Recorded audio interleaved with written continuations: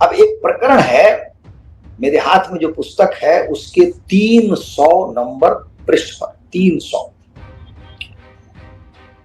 बाबर स्वयं लिख रहा है, क्योंकि बाबरनामा है, बाबर लिख रहा है, लगभग 30-40 वर्ष की बात है। शहबाज नामक एक काफिर कलंदर का मकबरा मुकाम पहाड़ के आखिर में मैदान के सामने की पहाड़ी में बना हुआ था। मकबरे का स्थान अत्यंत रमणीक था। मैंने उसको भली प्रकार देखा और उसकी बहुत सी बातों को मैंने सोच डाला। मुझे लगातार यह खटक रहा था कि एक काफिर का मकबरा इतने रमणीय स्थान पर बने और कायम रहे। अब आप देखिए, आरंभ में आपको समझ में नहीं आएगा कि मैं क्या कह रहा हूं। कहता है शहबाज नामक एक काफिर कलंदर का मकबरा।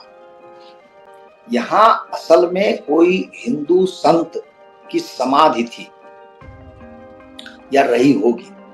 अब स्थानीय वहां पर लोगों ने बाद में कालांतर में नाम दे दिया होगा शहबाज या क्या, लेकिन क्योंकि बाबर उसको काफिर कह रहा है तो एक हिंदू संत महात्मा की वहां पर समाधि रही होगी, जिसको ये इसने देखा और कहता है कि मुझे लगातार यह खटक रहा था कि एक काफिर का मकबरा इतने रमणीय स्थान पर बने और कायम रहे।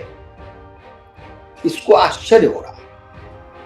मकबरा अपनी भाषा में कह रहा, हमारे लिए वो समाधि। मुझे यह सहन नहीं हुआ।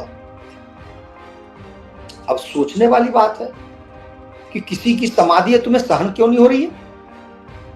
किसी का मंदिर है, तुम्हें सहन क्यों नहीं हो रहा? नहीं, मुझे यह सहन नहीं हुआ। मैंने अपने आदमियों को आदेश दिया कि वे तुरंत उस मकबरे को गिराकर नष्ट कर दें और उस स्थान को जमीन के बराबर कर दें, जिसको आप जमींदोज कहते हैं, जमीन के बराबर। यह पावर है। आप कल्पना कर सकते हैं उस समाधि ने इसका क्या बिगाड़ा था? सिर्फ इसलिए कि किसी हिंदू संत महात्मा की समाधि रही होगी, उसको तोड़वा दिया।